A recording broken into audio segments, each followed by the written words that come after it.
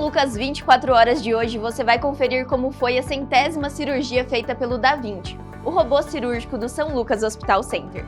No estúdio, os médicos da Master Clínica, Dr. Milton Tanaka, Dr. José Mendes e Dr. Walter Colonello, explicam sobre o procedimento. Ainda nesta edição, você vai conferir como é realizada a infiltração ortopédica de joelho, um tratamento feito nos pacientes pelo Dr. Eduardo Valias. O São Lucas 24 horas começa agora!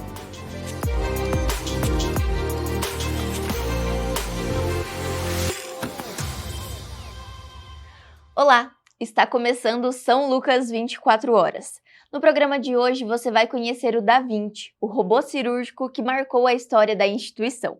Confira agora o material feito pelo nosso repórter Silvio Matos.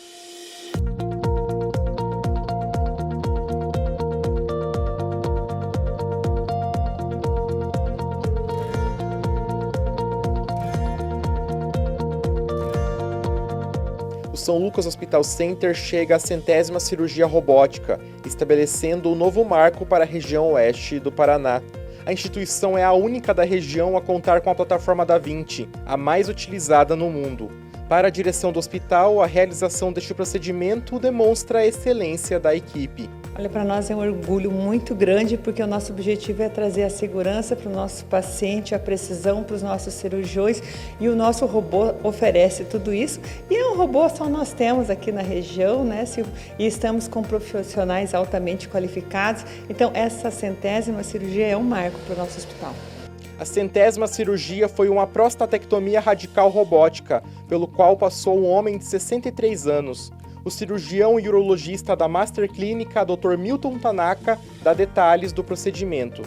A cirurgia de prostatectomia radical, né, é uma técnica operatória destinada para tratar os pacientes portadores de câncer de próstata. Né.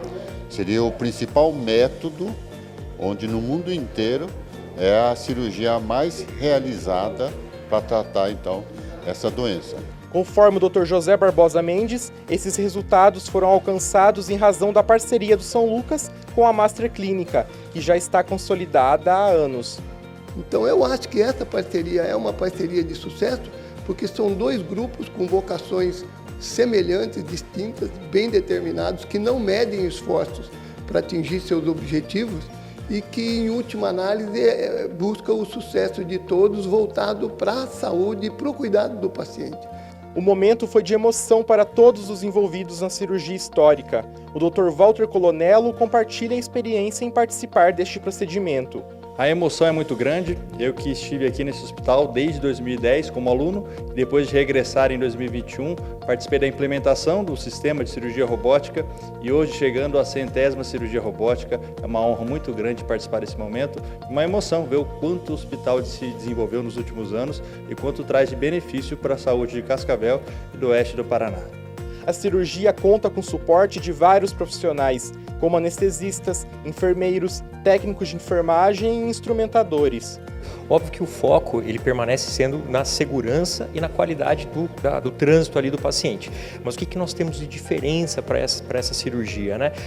Nós temos alguns cuidados por causa do ato cirúrgico, que é em relação, por exemplo, à monitorização, tanto hemodinâmica quanto da atividade cerebral que a gente utiliza, e também por causa do bloqueio neuromuscular que a gente fala. O paciente tem que ficar relaxado 100% durante todo o procedimento. Então os cuidados são intensivos, é uma cirurgia de grande porte, a gente mantém esses cuidados e com algumas particularidades para ter sucesso, com uma eficiência total no procedimento e dar a melhor condição para o cirurgião e a equipe toda fazer o procedimento com todo sucesso. A 100ª cirurgia na robótica para nós consolida essa tecnologia de altíssimo nível, de ponta aqui para todo o Paraná até, porque em poucos lugares do Paraná que tem essa tecnologia. E ProEst, em especial, só demonstra completa a tecnologia que nós já temos em todo o nosso centro cirúrgico, mas a evolução da tecnologia depende de experiência. E 100 cirurgias demonstra que nós já temos consolidada essa tecnologia aqui no hospital. Para atuar na área de cirurgias robóticas, o hospital e também as equipes passaram por treinamentos específicos, como explicam os enfermeiros envolvidos no 100º procedimento. Hoje a gente tem uma maneira de trabalho muito dinâmica, né? E na cirurgia robótica a gente teve alguns cursos, alguns aperfeiçoamentos para conseguir trabalhar nessa área. O preparo é muito anterior, então a gente tem que preparar as pinças, tem que ter organização do material, tem que ter conferência da sala. Tudo isso é muito complexo, então gera uma preocupação muito maior na hora de montar essa cirurgia. Foi bem desafiador. Hoje eu vejo que a gente chegou já na 100ª cirurgia, né? Isso é muito bom para nós, como hospital, também para nós como profissional da enfermagem também, né? A evolução que traz isso para a nossa área, né? Como são materiais bem específicos, nós precisamos ter muito zelo, cuidado nesse manuseio das pinças, né? Das pinças, da câmara que é utilizada. Então nós temos equipamentos específicos também para o tipo de limpeza, não é um equipamento convencional que nós utilizamos para os outros materiais. Todo um cuidado na embalagem, confeccionamento, o tipo de esterilização também ele modifica para nós. O robô da Vinci é apenas uma das tecnologias presentes no Centro Cirúrgico do São Lucas Hospital Center, que prima pela inovação em infraestrutura e pelo aperfeiçoamento profissional. Estando aqui dentro do Hospital São Lucas, para a gente é um motivo de muita satisfação, de muito orgulho. Aliás, não só o robô, mas todos os equipamentos que estão dentro do São Lucas são os melhores que tem no mercado mundial. Sem contar com os médicos que também estão preparados, né? Estão preparados para usá-lo. Não adianta ter os melhores equipamentos se não tem as pessoas para operá-los. Então a equipe, não só os médicos, mas enfermeiros, técnicos, estão todos muito bem preparados para atender todos os pacientes, não só de Cascavel, mas como do país inteiro.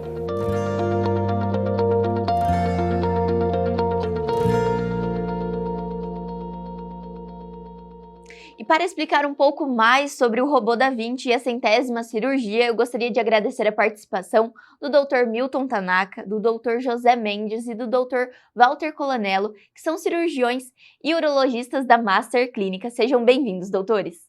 Obrigado. Muito obrigado. Então, Dr. Milton, entrando na área da cirurgia robótica, a plataforma, o da Vinci, é a plataforma mais utilizada no mundo. Quais são os benefícios, tanto para o paciente quanto para a medicina, da utilização dessa plataforma? Veja, a tecnologia robótica realmente mudou a cara da cirurgia. A gente pode dizer que é uma tecnologia que veio contribuir espetacularmente para a realização de procedimento cirúrgico. Evidentemente que o robô foi criado para tratar patologias de alta complexidade, né? Patologias reconstrutivas, cirurgias oncológicas.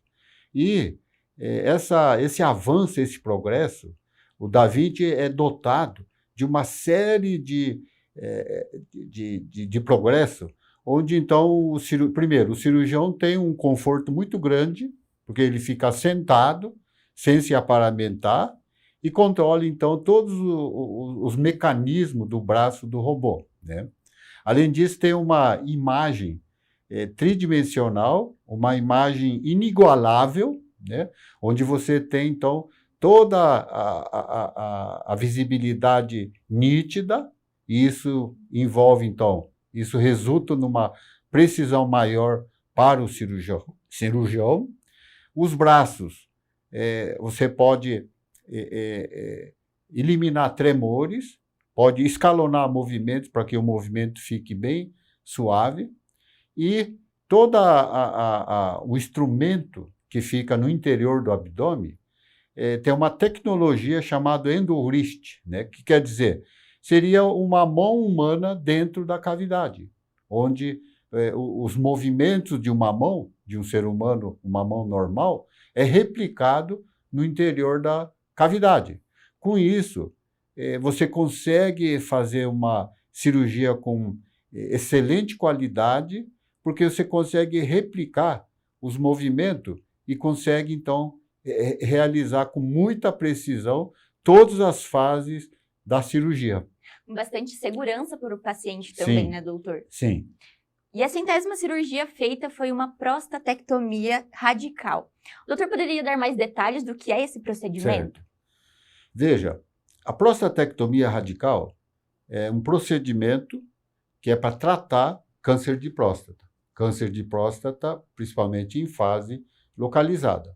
É uma cirurgia que tem uma complexidade muito grande, porque é um órgão que está situado no interior da cavidade pélvica, né? É um lugar bastante exíguo, com espaço muito pequeno, onde é circundado por arcabouço ósseo e muscular. Portanto, qualquer outra forma, que seria cirurgia aberta ou cirurgia laparoscópica, o cirurgião teria muita dificuldade de manejar os instrumentos. Então, a cirurgia consiste em remover o órgão, todo o órgão, incluindo outros órgãos como vesículas seminais e ampola deferencial. Aí, após remoção do órgão, é feito uma fase que seria a reconstrução. Então, a uretra e a bexiga, porque a próstata fica no meio entre a uretra e a bexiga. Então, daí é feito a reconstrução. E essa reconstrução é da melhor qualidade possível.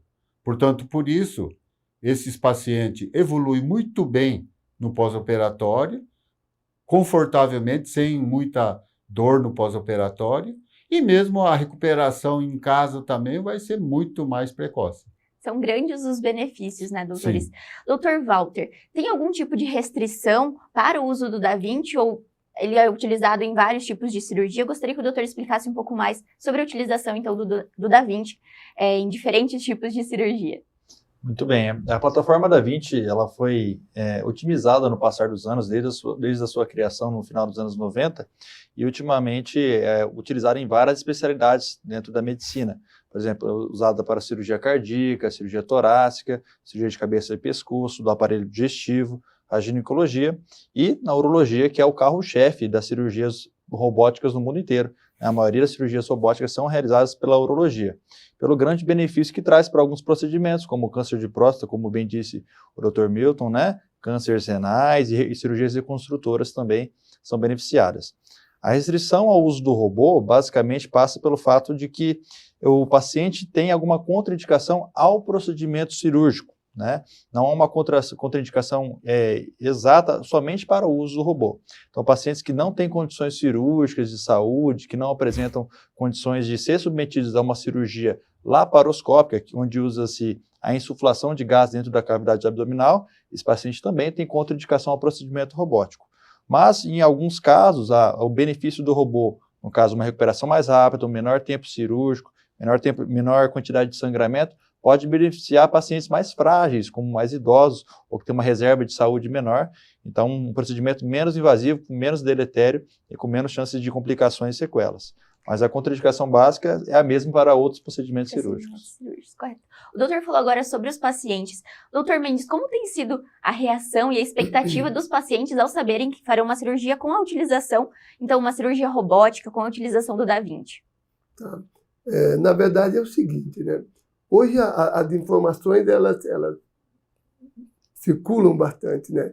Então, na verdade, a maioria dos pacientes eles já chegam procurando pela cirurgia robótica. Então, eles já tiveram algum conhecimento, já tiveram informações, já tiveram... Então, na verdade, o que eu acho que existe mais, assim, então eles vêm assim, mais motivados, eles vêm com expectativas mais assim, elevadas, porque eles já têm aquela pré-informação, aquele preconceito de que eles vão usar uma tecnologia mais avançada e que isso trará benefícios para eles. Então, é isso, e particularmente na cirurgia de câncer de próstata, isso é muito importante, porque essa é uma cirurgia que, apesar de já estar sendo feita assim, há décadas, ela sempre carregou com ela um certo percentual de o que a gente chama de morbidade. Porque, como o Dr. Milton mesmo falou, é uma cirurgia assim, muito desafiadora, por isso que, como o Dr. Walter falou, a maior parte a especialidade que mais se beneficia da robótica vem ser a urologia, principalmente pelo desafio que é a prostatectomia radical, que não se baseia única e exclusivamente em remover a próstata e tratar o câncer, mas você tem que reconstruir o trânsito urinário e mantê-lo funcionando adequadamente. Ou seja, dar uma boa continência urinária para os pacientes depois da cirurgia, a mais precoce possível e a mais eficaz possível, e a manutenção da potência, por exemplo, do homem, que é um fator assim, primordial para todos os homens. Então, eles já vêm com uma expectativa muito boa de que eles terão assim, uma recuperação mais rápida e terão índices de sucesso maiores. E, claro, a gente sempre tem que alinhar bem as expectativas, porque cada paciente tem uma série de comorbidades, outras patologias, mas eu diria que eles já chegam bem assim, motivados e preparados. Assim, Sabe que é uma qualidade de vida muito maior, até podemos dizer então que a cirurgia traz, né? Uma recuperação melhor, como os doutores disseram, então já vem sabendo de todos esses benefícios, né? Doutor Walter, a cirurgia robótica, o médico ele precisa de uma capacitação para fazer o uso da cirurgia robótica? Como é? Precisa de uma especialização? Bom, vou falar dentro da urologia, né? Para que nós possamos operar a máquina, o robô, há uma série de requisitos que necessitam ser cumpridos, né? Para que nós possamos atingir realmente o benefício a que se propõe aquela máquina. Então, a gente tem uma tecnologia aliada conosco, porém, para a gente poder usufruir daquele benefício, nós temos que ter um treinamento. Dentro da urologia, então, basicamente, a jornada do cirurgião para poder ser um cirurgião robótico passa, primeiramente, por um treinamento em simulador, uma espécie de videogame, vamos dizer assim, que simula os movimentos, né, como você lidar com os pedais e as manoplas do robô, fazendo exercícios básicos até mais avançados, né, para que você possa dar o passo seguinte. Então, depois de 40 horas de treinamento em simulador, o cirurgião ele passa por fazer um treinamento que nós chamamos de in-service, que é basicamente um treinamento de operação, um treinamento operacional da máquina. É saber posicionar a máquina sobre o paciente, lidar com e manusear as pinças e também lidar com panes, falhas que uma máquina qualquer pode ter, apesar de serem raras. Depois disso, né, existe uma série de cronogramas, mas eu vou falar sobre o que eu e o Dr. Milton fizemos. Então, passamos por um treinamento em vivo, né, em modelos vivos, no caso, nós fizemos isso no Rio de Janeiro, em modelos animais, no caso porcos, então a gente fez cirurgias semelhantes à que a gente realizaria no humano, para que a gente pudesse ser aprovado por esse teste, e aí sim, depois de acompanhar 10 casos com cirurgiões que já fazem cirurgia robótica, nós começamos a fazer os primeiros casos auxiliados por um proctor, que é um cirurgião experiente que pode ensinar a cirurgia robótica e socorrer em caso de alguma dúvida, alguma dificuldade durante a cirurgia. Depois de 15 procedimentos, nós solicitamos ao proctor, ao hospital onde acompanhamos e fizemos os procedimentos, e à Sociedade Brasileira de Urologia, a certificação em cirurgia robótica, para que nós possamos se auto-intitular e denominar e operar o robô sozinho. Né? Então, você fica cirurgião robótico pela Sociedade Brasileira de Urologia, que o Dr. Milton já somos credenciados como cirurgiões robóticos já há algum tempo. E aí sim, depois de 50 cirurgias, o cirurgião pode requisitar que ele seja um proctor, um professor em cirurgia robótica. O Dr. Milton já atingiu esse nível, né? Então, é uma jornada longa e necessária para que o paciente possa ter os benefícios que o Dr. Milton citou, né? De uma melhor recuperação, menos sequelas, menos morbidades, e para que a gente possa oferecer segurança na operação da máquina. Perfeito. Então, é um processo bem longo e um processo cheio de cuidados, que no final o que importa é a saúde do paciente, né, doutor? Tem que ser um processo minucioso. Perfeito. Doutor Milton, então o doutor já é proctor, como o doutor Walter falou, e desse tempo, nesse processo de aprendizado, o que mudou desde o começo das cirurgias robóticas até agora para o doutor? Quais foram as experiências que o doutor adquiriu nesse tempo? Gabriele, na realidade, há 17 anos atrás, a gente foi um dos primeiros grupos a fazer o treinamento da robótica lá em Califórnia, em Sunnyvale. Nós fomos um dos primeiros grupos, e na época ainda nós não tínhamos nenhum exemplar de robótica no Brasil. Só um ano depois, em 2008, é que veio então o primeiro robô que foi instalado em São Paulo, né? Então, esse desejo de realizar a cirurgia robótica é uma coisa já de muitos anos, né? E a gente vinha fazendo já cirurgia em outros hospitais, em Curitiba, Londrina. Quer dizer, em parte a gente já estava mais ou menos encaminhando para que a gente possa ser um cirurgião da robótica, né? Agora, essa consagração, vamos dizer assim, eu acho que a gente atingiu quando o Hospital São Lucas adquiriu, há 8 meses atrás, porque aí aqui é o nossa sede, é o nosso nicho de trabalho, porque nós atuamos aqui já há quase 40 anos, né? Então, realizar a cirurgia aqui sem a gente precisar viajar, os pacientes também sendo atendidos aqui, sem se locomover, né? Então, acho que isso foi o ponto alto, e eu diria que, pela minha jornada como urologista, eu estou muito satisfeito por a gente ter atingido essa etapa e nós, então, termos um serviço, uma plataforma robótica aqui em Cascavel, no Hospital São Lucas, foi assim algo assim extraordinário para mim e para o nosso grupo. Perfeito. E para a população como um todo, né? Em saber que Cascavel é referência, então o São Lucas Hospital Center é referência quando se trata de inovação. O doutor, então, participou, foi quem esteve à frente da cirurgia, da 100ª cirurgia.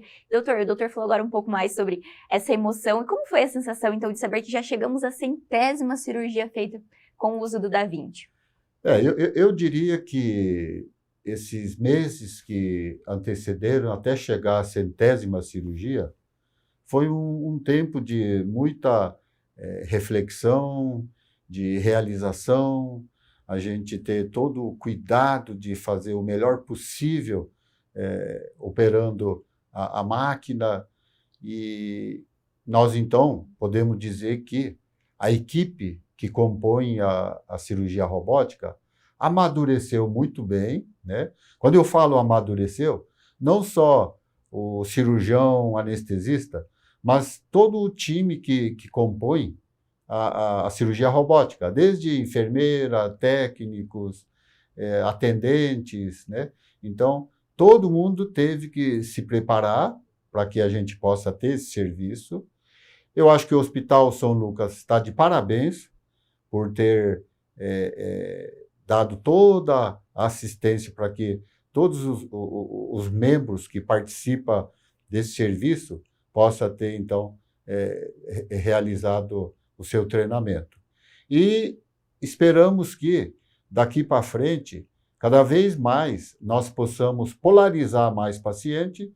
Acho que o Hospital São Lucas tem a vocação de ser já sem dúvida que é a melhor estrutura hospital da região, e do estado também já é referência. E acho que também podemos aspirar até alguma coisa maior em termos nacionais, onde a gente pode também polarizar pacientes de outros estados, né? Que eu acho que nós temos a plena condição de polarizar tudo isso. Muito bom. Doutor Mendes, o doutor também participou da cirurgia. E como foi a sensação para o doutor, então, de participar do marco, que foi a 100ª cirurgia feita não só em Cascavel, mas do oeste do Paraná? Veja bem, não tem dúvida que é uma satisfação muito grande, né? Então, não é só, como o doutor Milton mesmo falou, além de a gente estar presente, estar participando tudo, a gente pôde ver, assim, eu particularmente, eu vi, assim, uma evolução, assim, muito grande, muito rápida desse time que ele mencionou, entendeu? Porque as pessoas não fazem ideia, assim, quem não conhece, né, Walter? Mas, por exemplo, quando você entra numa sala de cirurgia, e se é uma sala de... você não imagina quantos itens, quantos quesitos, quantas coisas, então, assim, tem que acontecer ao mesmo tempo, entendeu? Então, o anestesista está começando a fazer o procedimento, a enfermagem está cuidando dos acessos, a auxiliar de anestesia está cuidando dos medicamentos, o circulante, o Júlio, outro está preparando a máquina, entendeu? Fazendo a paramentação da máquina, o encapamento dos braços, outro está cuidando do rack, outro está cuidando dos gases, outro... sabe, trabalho em equipe mesmo, é uma né? coisa que você não faz ideia. Então, quando o paciente entra, por exemplo, ele entra, bom dia, entra na sala, até começar aquela cirurgia, às vezes vai 30, 40 minutos, ou 30, que na verdade você não imagina quanta gente teve que trabalhar para aquilo, entendeu? Você vê uma cirurgia, você vê um anestesista, o cirurgião, o bedside ali, 3 pessoas. Na verdade, tem 12, 15 pessoas trabalhando ao mesmo tempo para aquilo estar acontecendo. Então, nessa 100ª cirurgia, o que além de ser uma satisfação muito grande, uma consolidação, mas foi ver aquele time fluindo assim, perfeito, sabe? Tanto é que foi uma cirurgia de 2 horas, 2 horas e pouco, né? Um tempo rápido, um tempo assim muito satisfatório em níveis nacionais e mundiais. Então, eu realmente fiquei muito, muito feliz, grato, agradeço a oportunidade que tive e de ver que a gente realmente conseguiu montar um time muito competente, muito capaz. Muito bacana. O doutor falou agora sobre evolução e o doutor Walter é egresso de medicina da FAG, certo, doutor? Como tem sido para você, como médico, ver essa evolução de implementação de novas tecnologias aqui no São Lucas Hospital Center? Olha que você me trouxe algumas lembranças de muito tempo atrás, né? Em 2010 conheci o hospital aqui no primeiro ano da faculdade e nos trouxeram aqui para conhecer a estrutura hospitalar, né? Então não tinha essa parte nova do hospital, mas já era um hospital que buscava inovar. Lembro que a gente conhecia a UTI, era uma UTI já com uma aparelhagem de alta tecnologia, como é até então, até hoje. E aquilo já chamava muita atenção, que os hospitais que eu havia conhecido, como ainda uma pessoa que não estava envolvida com a saúde, eu fiquei surpreso com como havia uma estrutura daquela numa cidade no interior do Paraná. E com o passar dos anos, a família, né, Gurgax e o hospital não pararam de investir, e depois dessa ampliação do hospital ficou maravilhosa, novas tecnologias não param de chegar, né? Então, pude acompanhar como estudante e agora como médico do corpo clínico, né, a chegada não só do robô, mas como uma série de outros equipamentos que fazem parte do uso rotineiro, né, desde a parte de cuidados com medicamentos da enfermagem, que a gente tem novidades e muita tecnologia aqui, aparelhos de ultrassom de última tecnologia que a gente pode usar durante a cirurgia. Então, o robô veio para coroar todo esse investimento, toda essa dedicação com a tecnologia que a família, Gurgax e o hospital têm. Mas eu fico lisonjeado de poder ter feito parte como aluno e agora estar desfrutando e poder entregar de volta um pouco daquilo que a faculdade, o hospital, a instituição me entregou na minha formação. Então é uma honra muito grande e um dever da minha parte poder fazer o meu melhor para que isso continue evoluindo, e é um orgulho enorme poder fazer tanto parte desse hospital como da equipe do Dr. Milton, do Dr. Mendes, que me acolheram muito bem e com quem eu tenho muito orgulho de trabalhar. E um time coeso faz a diferença também para o paciente, né, doutores? Faz um time que tenha qualificação e também um ambiente preparado para atender, faz toda a diferença. Dr. Milton, a parceria da Master Clínica com o São Lucas Hospital Center é uma parceria de longa data. Eu gostaria que o doutor falasse um pouco como é essa relação para o doutor, como o doutor vê essa relação entre o hospital e a clínica. Assim como o Dr. Walter já mencionou, né, nós estamos aqui já há quase 40 anos. 1985 foi o ano que a gente começou a nossa jornada aqui em Cascavel. E, basicamente, eu fui convidado a vir aqui para realizar um serviço de transplante renal. Isso foi feito lá no Hospital Salete. Então, por muitos anos, a gente teve um vínculo muito estreito com o Hospital Salete, né? E, na época que eu cheguei, o Hospital São Lucas, na verdade, não era isso que a gente vê hoje, né? A gente nunca ia imaginar que um dia o Hospital São Lucas iria ter todo esse progresso, essa estrutura, essa complexidade, né? Em todas as áreas que a gente aprecia aqui, a gente viu que realmente o hospital se transformou.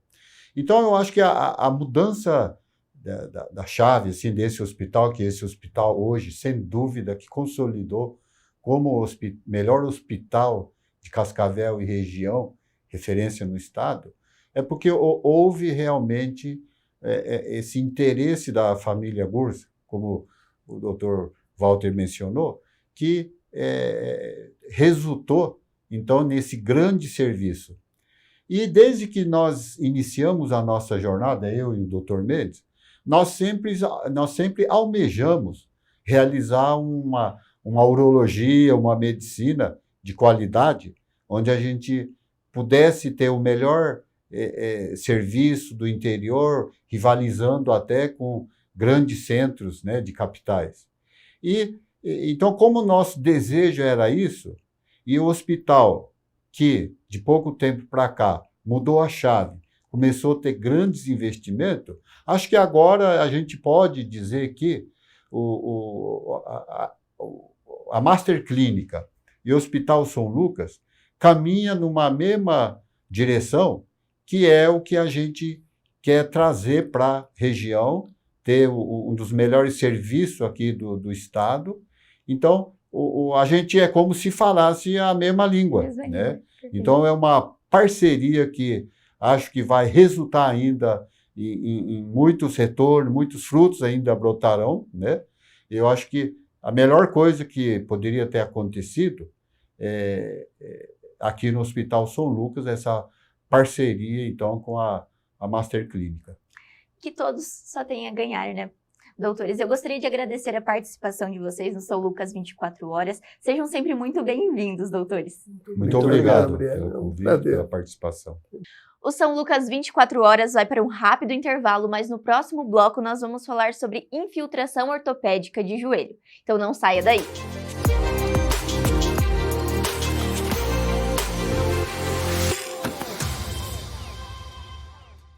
E se você pudesse escolher como desejaria estar em 5 anos? Considere a carreira e seus sonhos. Considere a velocidade das mudanças no mundo e do trabalho. Ninguém evolui sem metas, sem estudo. Uma escolha inteligente te impede de parar. Centro Universitário FAG, a escolha da inovação, excelência e do empreendedorismo. Inscrições pelo site fag.edu.br/vestibular. São Lucas Hospital Center. Atendimento de urgência e emergência. Cascavel.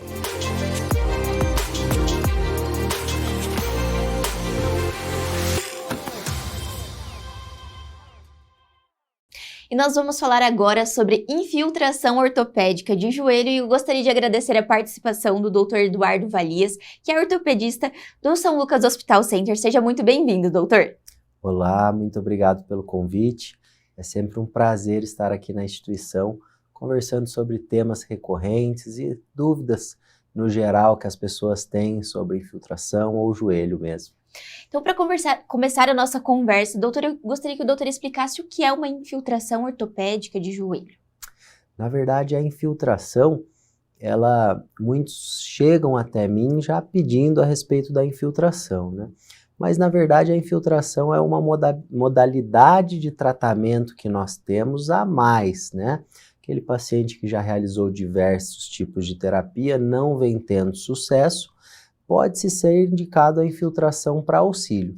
Basicamente, a injeção de uma substância, pode ser ela dentro da articulação, ou nos tendões, na musculatura que está lesada, ao redor do joelho. Então, ela tem diversas utilidades, a infiltração, e diversos produtos que nós podemos colocar como tratamento daquele tipo de doença, de lesão, né? Certo. O doutor comentou agora sobre os diferentes tipos de doença que são utilizados a infiltração. O doutor poderia citar quais são elas? Dentre a parte do joelho, né, que eu trabalho muito, eu cito bastante as doenças da cartilagem. Hoje a gente estima-se, né, que 70% da população vai ter um problema na cartilagem articular do joelho. Nós temos as tendinites ao redor do joelho, muito famosa, a tendinite patelar, tendinite da pata de ganso. Nós temos as lesões musculares mesmo, os atletas que fazem bastante esse tipo de lesão muscular ao redor do joelho. Todas elas podem sim ser tratadas com a infiltração quando nós não estamos tendo o resultado que nós gostaríamos durante o tratamento, né? Nunca ela deve ser utilizada como monoterapia, ou seja, só a infiltração vai resolver o problema, mas ele é um arsenal a mais que nós temos de grande eficácia para acelerar um retorno, um tratamento para esse tipo de paciente que tem esse tipo de lesão. Certo, doutor. O doutor comentou também sobre as substâncias que são utilizadas. Quais são elas? Que tipo de medicamento? É um tipo de medicamento que é utilizado na infiltração? Isso. Antigamente, né, era muito usado os anti-inflamatórios e os corticoides mesmo. Hoje em dia, já sabe-se, nós temos alguns estudos que a infiltração desse tipo de soluções pode acelerar a doença, né, do paciente. Por exemplo, uma lesão de cartilagem, já sabe-se que o anestésico é tóxico. Existem estudos que mostram toxicidade do corticoide dentro de uma articulação.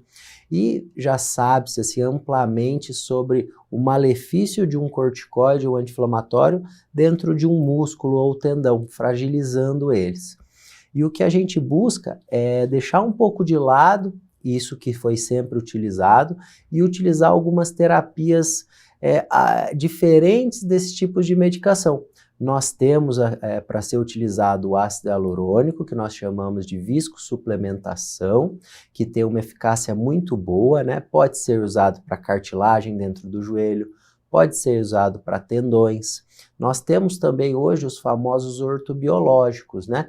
Que tem o plasma rico em plaquetas, que vem do sangue, tem a célula-tronco, que é chamada popularmente, mas eu gosto muito de chamar de célula sinalizadora da medula óssea, que é tirado de dentro do osso, muitas vezes, na maioria das vezes, da bacia, e as células sinalizadoras da gordura, né? Então, todos esses produtos podem ser utilizados. Aqui mesmo no Hospital São Lucas, nós temos o projeto de pesquisa para a utilização do PRP e do aspirado de medula, né? Então, todo esse arsenal são terapias que podem nos auxiliar no tratamento desse tipo de doença. Perfeito. E o doutor comentou sobre é um procedimento, e ele é um procedimento de grande complexidade, é um procedimento tranquilo. Ele é feito dentro do consultório mesmo? Como é feito a aplicação da infiltração, doutor? O mais amplamente, assim, o inicial que a gente tenta sempre iniciar um tratamento, que é a viscosuplementação, que é o ácido hialurônico, ele é feito dentro do consultório, é uma aplicação muito tranquila de ser realizada. Nós utilizamos anestésico para que se sinta menos dor no tipo de infiltração que vai ser realizado, né? É muito importante, assim, eu vejo que muitas pessoas me perguntam qual ácido hialurônico utilizar, né? Mas, na verdade, nós temos diversos tipos de ácido hialurônico. Existem o de alto peso, baixo peso, uma quantidade de ácido hialurônico maior, menor. Existem os reticulados que seguram mais o produto dentro da articulação. Então, os produtos, eles são inúmeros e, às vezes, eles fazem perguntas específicas, mas nós temos muitos tipos de ácido hialurônico, cada um com a sua vantagem, né? Normalmente, eu utilizo o de alto peso, reticulado, para que ele fique mais tempo quando se trata de cartilagem, articulação. E os de baixo peso, eu já utilizo para tendões, musculatura, muitas vezes associada a outro tipo de produto ortobiológico que a gente conversou, né? Então, assim, cada paciente ele deve ser individualizado, sabe? Eles perguntam, às vezes, eu quero fazer o mesmo que meu vizinho fez e tá bem. E, na verdade, às vezes, cada um tem um tipo de patologia, de doença, e a gente precisa individualizar cada um para ver o que é melhor para esse tipo de paciente, né? Então, nós temos os outros produtos que foi comentado, que é o plasma rico em plaqueta, que a gente faz de forma experimental aqui com autorização. Ele é retirado do sangue, centrifugado, também muito simples de ser feito, né? Já o aspirado de medula óssea, apesar de ser realizado com uma anestesia local, ele tem um pouco mais de complexidade na retirada, que a gente tira de dentro do osso da bacia. Então, vai uma agulha ali por dentro e é aspirado. Já o da gordura, né, que a gente utiliza bastante também, esse já é feito com sedação. Então, tem que fazer como se fosse uma mini lipo, pode ser na face interna da coxa, nos flancos ou no abdômen inferior, e aí ele é processado e aí sim é injetado dentro da articulação ou na região que você quer fazer o tipo de tratamento. Certo, o doutor comentou agora sobre essa individualização do paciente, então cada paciente é analisado o caso específico, quais são as necessidades dele. Eu gostaria que o doutor comentasse então sobre a questão de restrições. Tem restrição para fazer uso da infiltração? Cada paciente tem algum critério para utilização deste tipo de tratamento? Isso, eu separo sempre quando eu vou falar da infiltração, as opções que a gente tem, eu sempre comento do pós-infiltração, né? Existem os cuidados pré-infiltração, que eles vão ajudar e muito, né? Aquele paciente que é um paciente que está metabolicamente controlado, ou seja, se alimenta bem, dorme bem, atividade física regular, não tenha dúvida que o ortobiológico, ou seja, a célula sinalizadora da gordura, da medula ou do sangue, vai ser melhor do que o de uma pessoa sedentária com má alimentação, né?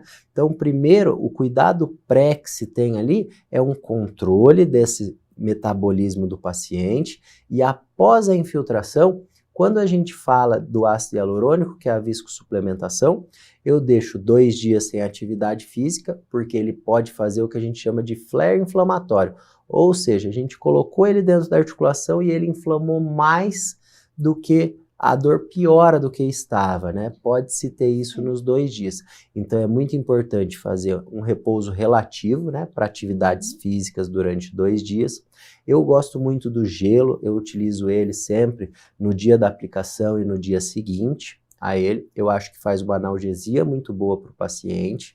E também quando se trata de medicamentos, eu gosto de evitar um pouco os anti-inflamatórios. Caso tiver muita dor, utilizar um analgésico comum, que muitas vezes vai contra o que a gente está tentando inflamar e ter um resultado melhor ali dentro, né? Já para os ortobiológicos, né, aquela outra classe, esses são um pouco mais complexos, porque ali sim a gente quer que inflame muito aquela articulação para que entre na cascata de inflamatório e depois venha a cicatrização. Então esse sim pode ser que o paciente sinta desconforto por alguns dias, então esse tem que ter uma restrição um pouco maior, tem que ter um controle alimentar, tem que ter um controle medicamentoso, estritamente proibido o uso de anti-inflamatórios e corticoides para alívio da dor. Então esse tem uns cuidados maiores que se tomam. Mas basicamente assim, na maioria dos pacientes hoje, os que realizam o ácido hialurônico, pelo menos esse mínimo de orientação eu peço para que eles tenham, assim. Para que mantenha o tratamento e que ele seja eficaz, né, doutor? Exatamente. E no caso do tratamento, ele tem uma certa quantidade de tempo? Dura quanto tempo a aplicação da infiltração, doutor? Isso. Outra pergunta muito feita nos consultórios, né? Então, varia muito o tipo do ácido que a gente está utilizando, né? O pessoal me pergunta muito sobre a artrose, a lesão de cartilagem. Quanto tempo vai durar um ácido hialurônico que eu colocar ali dentro, né? Então, a minha prática, eu utilizando esses ácidos de alto peso, de médio peso, a gente diz que a duração é de 6 a 12 meses, né? O grande problema que eu vejo é que as pessoas passam o ácido hialurônico como se fosse um tratamento, né? Eu já discordo um pouco. Eu acho que o ácido hialurônico, ele é como se fosse uma janela de oportunidade, né? Então esse paciente ele vai realizar todas as outras coisas para o tratamento. Quando ele não está tendo sucesso, está tendo dor, a gente utiliza da infiltração para dar um tempo, uma janela de oportunidade para que esse paciente fique sem a dor e consiga realizar o tratamento que nós precisamos, né? Eu utilizo muitas vezes testes de força, que a gente chama, para ver a força muscular de cada agrupamento, para ver se tem algum desequilíbrio muscular, que nos auxilia muito nessa parte, correção de assimetrias, fraqueza muscular. Então, às vezes, o ácido hialurônico, a pessoa ela quer e tenta fortalecer, mas ela não está conseguindo. Então a gente entra com a técnica de infiltração para dar uma janela de oportunidade de 6 a 12 meses para o paciente conseguir fortalecer adequadamente. E muitos não precisam fazer. Novamente, alguns eles entram naquilo de... eu costumo falar para os pacientes que tem 2 tipos de paciente. O que leva para o bem e o que leva para o chamado mal, que é aquele paciente que não faz fortalecimento, não corrige nada e ele prefere voltar daqui 1 ano e fazer outra aplicação para ficar bem novamente, né? Eu já não indico tanto essa aplicação seriada, eu prefiro já que a gente utilize como uma janela de oportunidade. Vai para uma fisioterapia, vamos corrigir a força muscular, a simetria, a academia, exercício sem impacto. Então hoje a gama de tratamento é muito grande, né? A infiltração é uma delas e a gente nunca deve usar ela sozinha, sempre aliado de outras terapêuticas. O doutor acabou de comentar, então, sobre as outras possibilidades, outros tratamentos além da infiltração. Eu gostaria que o doutor reforçasse quais são eles também e os benefícios, tanto da infiltração quanto desse acompanhamento dos dois. Eu acho, assim, que é extremamente importante um fortalecimento muscular adequado. Para mim, eu sempre brinco com os pacientes, eu falo, ó, esse é o mais importante. Tudo que nós formos fazer é para cair ali no fortalecimento mais adequado e que consiga ter uma massa muscular que retire o impacto, absorva a carga mesmo, né? E não deixe que essa carga chegue totalmente no joelho, ao redor do joelho. A perda de peso auxilia muito, exercícios de fortalecimento sem impacto, que a gente reduz o dano da cartilagem ou do tendão. Então não precisa, eu tenho uma lesão, eu vou parar de fazer atividade. É ao contrário, você tem que se adaptar e fazer um outro tipo de atividade, às vezes no início, ou adaptar a própria atividade que você está realizando, né? Nós temos também hoje, que é muito falado, que é a respeito do controle das vitaminas do corpo, do metabolismo desse paciente. A vitamina D é extremamente importante para a saúde da cartilagem, o complexo B, você está com uma tireoide funcionante boa, tudo isso vai te ajudar demais. Então eu sempre falo assim, se você tiver hábitos saudáveis, esse é o tratamento para sua lesão. Ela vai auxiliar muito mais na cartilagem, mas também para todo tipo de lesão. O sono também é de extrema importância, né? Nós temos 2 tipos de sono e eles entram em várias etapas, mas em uma etapa delas, a gente tem uma liberação como se fosse um regulador para diminuir nossa dor. Então ele faz com que nós sentimos menos dor e auxilie na regeneração. Então eu costumo dizer que é uma gama muito grande o tratamento e tudo tem que ser feito junto. Cada um vai colocando um grão de arroz para que no final tudo se enche e tenha sucesso no tratamento. Para que o paciente tenha uma qualidade de vida eficaz, uma qualidade de vida a longo prazo, né, doutor? Exatamente. No caso, no consultório, chegam pacientes de todas as idades, esse tratamento é feito mais em idosos, o doutor comentou anteriormente, ou hoje é feito em todos os tipos de paciente, assim? Hoje, né, antigamente, na verdade, o paciente mais idoso apresentava lesão da cartilagem. Cada vez mais o paciente jovem tem apresentado lesões de cartilagem e artrose precoce, né? A gente vê que foi muito realizado durante um tempo uma técnica de retirada de um dos amortecedores do joelho, quando se tinha lesão, que são os meniscos. E a retirada em ampla escala dele, ou seja, retirando toda a parte desse amortecedor, a carga que é gerada na cartilagem é muito grande. Então isso faz com que pacientes cada vez mais jovens apresentem esse tipo de artrose. Esse é uma das principais causas. Claro que nós temos doenças da cartilagem, como artrite reumatoide, que faz essa doença da cartilagem precoce, mas acho que hoje os jovens assim têm tido muita artrose pós a meniscectomia, a retirada do amortecedor do joelho, que é o menisco, né? Já nos pacientes mais velhos, sim, é uma degeneração da cartilagem, que aí a gente tem como fatores de risco sobrepeso, sedentarismo, fatores genéticos são importantíssimos. Então, às vezes eu vejo o filho que leva o pai e fala, doutor, mas eu já tenho que me cuidar. E muitas vezes tem, porque às vezes tem um fator genético que a gente ainda não sabe a causa, que está causando uma lesão na cartilagem. E às vezes com mudança de hábitos você consegue prevenir isso. Então é extremamente importante essa consulta já, se os pais têm uma artrose sem causa, né, que não tem nada, que descobriram a causa dessa artrose, pode sim ser genética. Então é importante também a avaliação dos filhos e todos da família que têm predisposição a ter esse tipo de doença que é a artrose. Já as tendinites, lesões musculares, aí é muito mais frequente no atleta, nos jovens, né? Mas ela também, hoje em dia eu costumo dizer que até o paciente mais velho que eu tenho, ele está muito ativo, né? Isso é muito bom. Então esses dias eu atendi uma pessoa de quase 90 anos ali, que ele falou, eu tô com uma dorzinha, mas logo eu volto para minha caminhada e bicicleta. Então isso é muito bom, né? A gente vê que hoje a população ela está com uma conscientização maior, né? Esses dias até eu estava na praia e eu estava conversando com o pessoal e eu falava, quando vocês vinham aqui na minha idade, tinha esse tanto de gente aqui que logo cedo, né, eles acordavam e eles falavam, não tinha quase nada, era só o pessoal indo embora das festas, né? Hoje a gente olha, às vezes a orla ali tá mais de 90% está correndo, caminhando, praticando uma atividade física. Então eu acho que a conscientização vem sendo muito bem feita.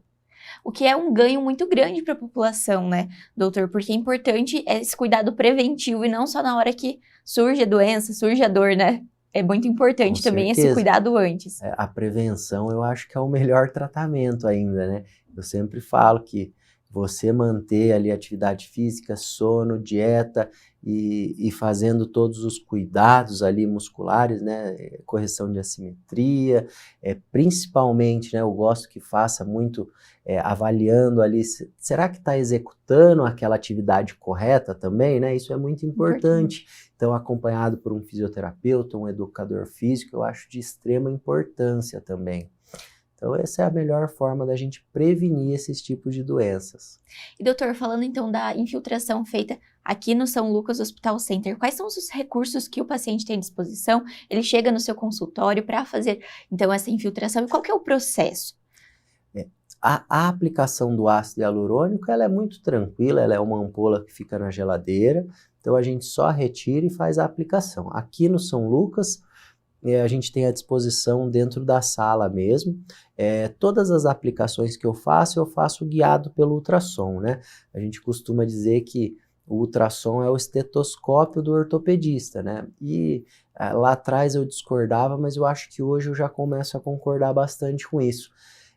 Talvez eu não precise do ultrassom para fazer uma infiltração bem feita. A gente na palpação a gente consegue realmente identificar o local e ter uma aplicação eficaz. Porém, com o ultrassom eu tenho total certeza de onde eu estou, né? Eu acho o local mais inflamado daquela região. Vou dar um exemplo, uma tendinite do tendão patelar aqui. O tendão patelar ele é espesso. Com o ultrassom eu consigo achar o pior ponto exatamente que eu preciso fazer essa aplicação. Então eu tenho uma maior segurança, maior confiabilidade em realizar esse procedimento guiado. Então hoje eu já começo a concordar que é o estetoscópio do ortopedista a utilização do ultrassom para guiar nas infiltrações, né? E aí quando a gente fala do ortobiológico, aí é uma coisa um pouco mais complexa.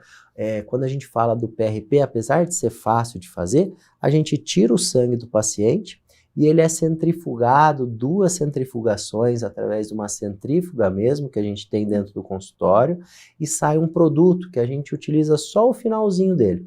Então, assim, quando a gente tira 80, 100 ml de um paciente, a gente vai utilizar lá 6 ml final daquele produto. Então é bem pouco que sai. Mas aí esse é um pouco mais complexo, que o paciente ele tem que ter um preparo, ele tem que ter os cuidados pré-aplicação, né? Ácido úrico, se o ácido úrico estiver alto, eu já também não realizo ele. Alimentação, como tá, porque a gente vai tirar uma coisa do seu próprio corpo. Se ele não tiver bom, não tem por que eu pegar, né? Então eu costumo dizer, nós chamamos assim, na verdade, na sociedade, de preparo de solo. Então eu vou preparar o solo do corpo do paciente e depois eu vou realizar o ortobiológico. Isso vale da medula óssea ou da gordura para qualquer um. E uma outra coisa é que esses pacientes eles assinam um termo, né, sobre o que estão realizando. Aqui no São Lucas a gente tem os termos de consentimentos do estudo experimental que a gente está realizando aqui, com um nível, uma taxa de sucesso que ela já é descrita fora do Brasil, né? É autorizado fora do Brasil, mas nossa legislação ainda não permite a utilização da medula e do PRP amplamente. A gente precisa ter essa autorização para ter o projeto de pesquisa para a realização deles. Doutor, poderia explicar um pouco mais sobre esse projeto de pesquisa, doutor? Claro. Então, para cada tipo de doença que a gente tem ao redor do joelho, e a gente tem também inserido algumas outras do corpo, mas basicamente a gente faz assim, a gente compara, né, um estudo controle de um paciente que, nesse estudo nosso, no caso, nós estamos comparando um paciente que realizou uma infiltração com outro tipo de produto, né, comparado com o paciente que está realizando esse nosso ortobiológico. E aí a gente já está com um número grande de paciente, a gente já sabe, já tem como mostrar também para o paciente a eficácia que está tendo. E através de questionários, a gente acaba podendo mostrar, ver a melhora desse paciente. Será que teve melhora? Será que não teve? Vamos comparar com o outro que a gente injetou isso e que o outro que não foi injetado nada. Foi feito só outros tipos de tratamento. Então a gente consegue comparar e ver a real eficácia desses produtos, né? Então, o aspirado de medula e o PRP estão nesse projeto de pesquisa, né? E o da gordura também a gente está realizando agora, apesar de que a gordura ela já tenha a legalização para ser realizada, né? Mas mesmo assim a gente acaba utilizando do projeto de pesquisa, acho que não só para divulgação científica, mas também para nós, né? Para nós termos um controle dos pacientes e ter sempre resultados. Buscar o melhor, né, doutor? Exatamente. Eu acho que o mais importante que a gente sempre deve buscar é você deixar um paciente bem, né? Às vezes eu vejo um paciente que chega e fala, eu não melhorei.